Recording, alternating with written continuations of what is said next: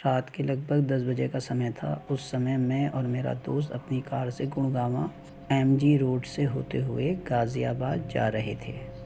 काली अंधेरी रात थी। हमारी गाड़ी सुनसान इलाके से गुजर रही थी। हम जिस जगह से आ रहे थे वहाँ से यहाँ इस जगह पहुँचने में लगभग 4 घंटे का समय लगता है। हमें मंजिल पर पहुँचने के लिए अभी 2 घंटे का समय तय करना बाकी था। चलते चलते हमें भूख लगने लगी थी। हम दोनों दोस्तों के मन में बस एक ही चाहत थी कि कहीं रास्ते में कोई ढाबा दिखाई दे जाए ताकि खाना खा लिया जाए और कार के रेडिएटर में थोड़ा पानी डाल दें, क्योंकि गाड़ी का इंजन गर्म हो चला था। तभी हमारी नज़र सड़क के किनारे दूर जल रही लाइट पर पड़ी। हमने सोचा कि हो ना हो कोई छोटा मोटा ढाबा ही है जिसकी लाइट हमें नज़र आ रही है। जैसे जैसे हम उस रोशनी के करीब पहुंचते जा रहे थे वैसे वैसे वह ढाबा हमें साफ साफ नज़र आने लगा था। हमने देखा कि उस ढाबे पर कोई बुढ़िया सफ़ेद रंग की साड़ी पहने रोटियां बेल रही थी। ढाबे पर गरम गरम रोटियां सिकते हुए देखकर हमारी भूख और बढ़ गई थी।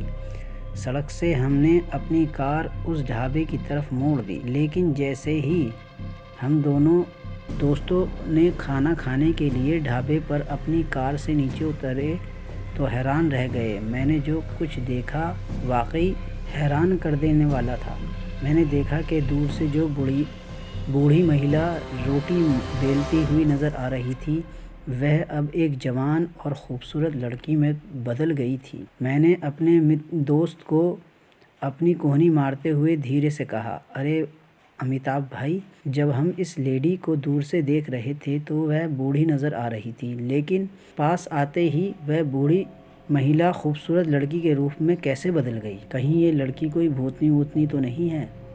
मेरा दोस्त मुझ पर नाराज़ होकर बोला कि क्या बे बिना सिर पैर की बातें करते हो, लगता है तुम आजकल हॉरर मूवी बहुत देखने लगे हो। फिर मेरा दोस्त समझाते हुए मुझसे बोला, हो सकता है ये हमारी आंखों का भ्रम हो, और ये भी हो सकता है कि पहले इसकी माँ रोटी सेक रही हो और उसकी ये बेटी रोटियां बेल रही हो।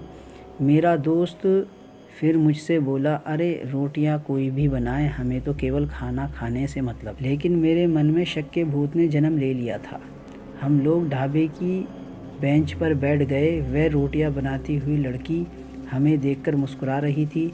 मेरा दोस्त उस लड़की का खूबसूरत रूप देखकर पागल होया जा रहा था। मैंने सोचा जब तक वह लड़की खाना लेकर आए तब तक अपने दोस्त की कही हुई बात को चेक करता हूँ। यदि इसकी माँ ढाबे में होगी तो वह भी अंदर ही कहीं होगी। मैं हाथ धोने के बहाने से ढाबे के उस ओर आगे बढ़ गया जहाँ से ढाबे का पूरा भीतर का हिस्सा देखा जा सकता था। लेकिन जब ढाबे के अंदर की ओर दाएं बाएं अपनी गर्दन घुमाकर देखा तो कहीं भी उसकी माँ नज़र नहीं आई। अब मेरा माथा ठनका कि इस सुनसान इलाके में अकेली सुंदर लड़की ढाबा कैसे चला रही है। मैंने वापस आकर अपने दोस्त को बताया कि ढाबे के अंदर कोई नहीं है, कि बूढ़ी माँ भी नहीं है। मेरी ये बात सुनकर मेरा दोस्त मुझे डांटने लगा कि तुम यहाँ इस ढाबे पर CID की तरह जांच पड़ताल करने आए हो या खाना खाने। इससे पहले कि मैं उसे कुछ कहता तभी उसके किसी दोस्त का फ़ोन आ गया। वह पूछ रहा था कि तुम लोग कहाँ हो। मेरे दोस्त ने बताया कि हम लोग गुड़गांव के MG रोड पर हैं। जब उसने गुड़गांव के MG रोड का नाम सुना तो वो चौंक गया। उसने कहा कि इस रोड पर रात में गुजरना ख़तरे से खाली नहीं है। तुम अपनी गाड़ी से नीचे तो नहीं उतरे हो? इस पर मेरे दोस्त ने कहा, हम लोग एक ढाबे पर रुके हुए हैं।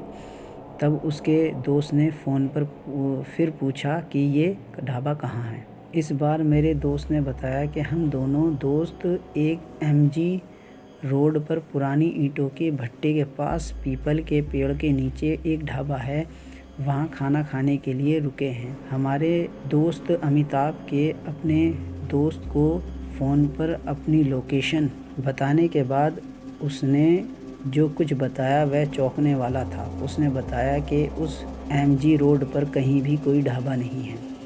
वहाँ ईंटों के भट्टे के पास एक कब्रिस्तान अवश्य है जहाँ भूत भूतनियों के डरावने किस्से अक्सर सुने जाते हैं। मेरा दोस्त ये सब सुनकर पसीने पसीने हो गया। उसे ये समझ में आ गया हम लोग इस समय किसी भूतिया स्थान पर हैं। उसने धीरे धीरे सारी बात मुझे बताई।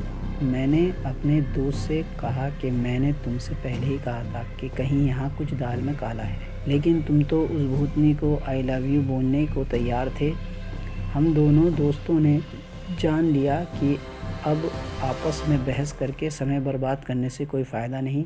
कोई ख़तरा शुरू होने से पहले यहाँ से भाग चलें। इससे पहले कि वह खूबसूरत भूतनी अपना खाना लेकर हम तक पहुँचती, हम उठ खड़े हुए। अब तक रोटी सेक रही उस भूतनी को भी इस बात का एहसास हो चुका था कि हमें उस ढाबे वाली लड़की के भूतनी होने की असलियत का पता चल चुका है। वह अब हम दोनों दोस्तों की तरफ क्रोधित होकर देखने लगी।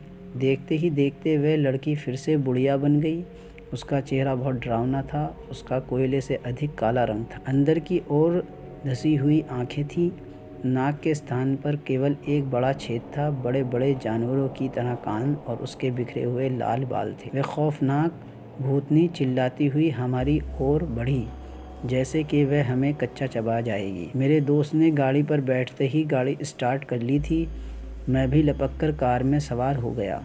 हम कार स्टार्ट कर तेज़ी से वहाँ से भाग निकले। बिखरे हुए बालों वाली वह डरावनी भूतनी हमारी कार के पीछे लगभग आधा किलोमीटर तक दौड़ती रही। फिर उसने हमारा पीछा छोड़ दिया। अब हम दोनों दोस्तों ने चैन की सांस ली और फिर गुड़गांव की MG रोड पर रात को ना आने की कसम खाई। कहानी पसंद आए तो सब्सक्राइब करें और बेल आइकन का बटन दबाना ना भूलें और लाइक भी करें।